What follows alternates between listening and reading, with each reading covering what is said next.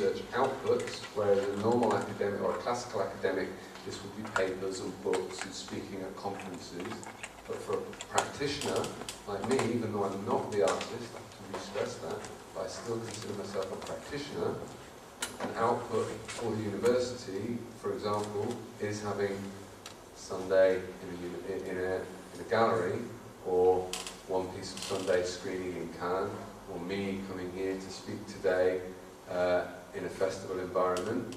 So this is how I can, in a way, blur the lines between art and film. This is the way how I can blur the lines between academia and practice.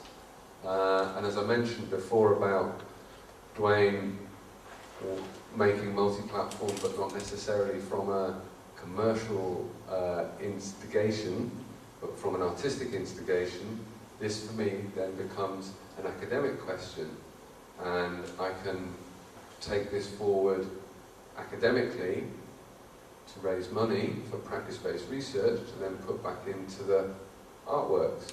And already for the new artworks, the university is already backing me to about 8% of the budget. So kind of bring full circle back to the question from before.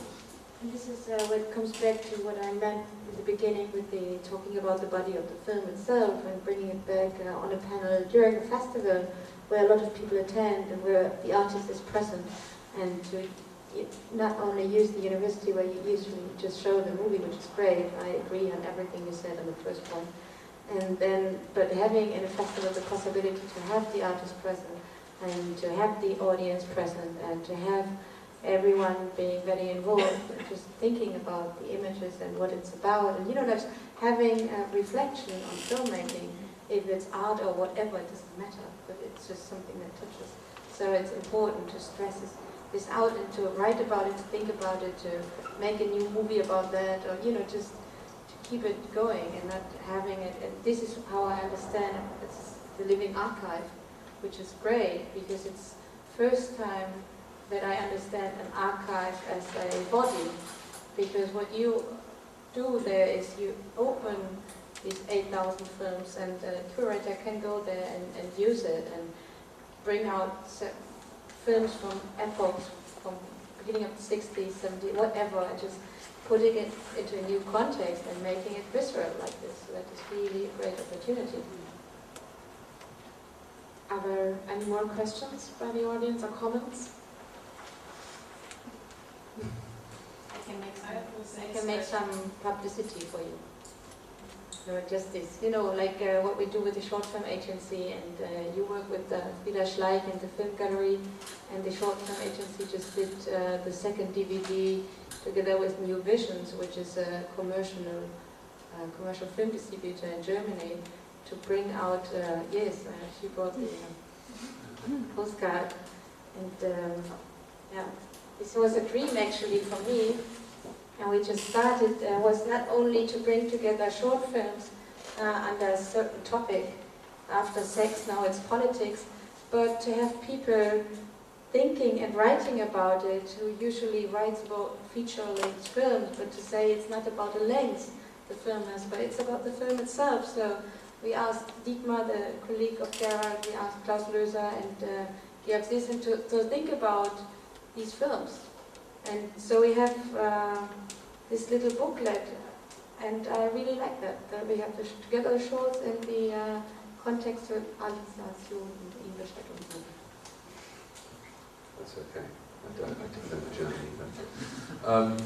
Just going on from that point, the CCA in Glasgow, Dwayne was invited to do it, which is a public gallery space. Dwayne was invited to do a one-on-one question and answer after a screening of Better Things, the feature film, in the gallery, and the one-on-one questioner was a psychologist who's a film buff. So it wasn't necessarily a film journalist, but and they'd invited a specific filmmaker whose work they felt sat in that space, and they'd invited someone who they knew was a fan of the film but was coming from a totally different. And Dwayne said this conversation was the most interesting one he ever had about the film, because it wasn't the usual sort of line of questioning. It came from a totally different point of view. And if you've seen the film Better Things, the idea of getting a psychologist to be the questioner really works perfectly. So when you're talking about having different people writing about the works, I think it's super interesting. Yeah, I had a sales question. How hard is it to synchronize the contracts that you make with, or possible deals that you make in the art world and in the film world? So.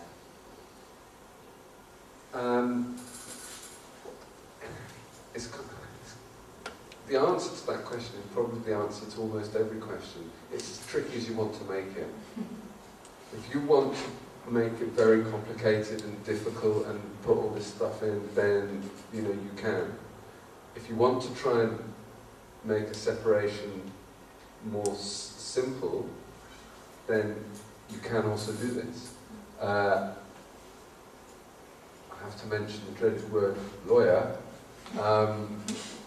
My lawyer I consider as part of my crew, part of my team. I engage him with the work. He very much is interested. And so when I work with Peter on the contracts, it's the same as when I work with Dwayne on the content, or when I work with the distributor on how you place it in a theatre or a gallery or whatever. So you have to treat that person and those elements in the same way that you treat everything else. I hope that nearly answers your question. And I've suitably swerved the really difficult part of it. But it becomes more and more important, this... it's wildly important. Yeah. It's really important. You can hear more about it tomorrow, actually. Okay, there is the fear. No, sorry, no, I did not. I wanted to invite people to come tomorrow at 2:30. Okay. No, in the beginning there were no contracts, not even certificates or something like this. And within the last years, together with collections, for example, Ingrid Goetz, there were developed contracts between collector and artist, or institution and artist, which deals all the questions, how to show the work, how to archive it, and all these things. And I knew some collectors who bought VHS video works, and they don't know what to do with it at the moment, because actually they don't have the right to copy it or to digitalize it, and they don't find the artist anymore and whatever. And this changed within the last years. To go on from that, I think this again links into what I was saying about trying to future-proof stuff. And one idea which we were toying with for the new installation series was was certification, certainly.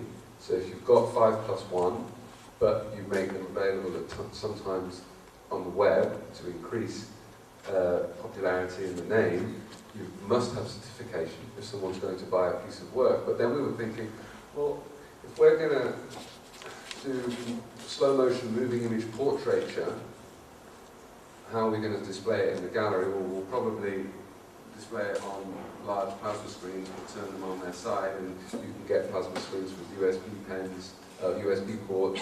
So why not, instead of selling the USB pen, sell the whole thing? You can buy a decent plasma screen with a USB port for £300 or £400 these days of the right size.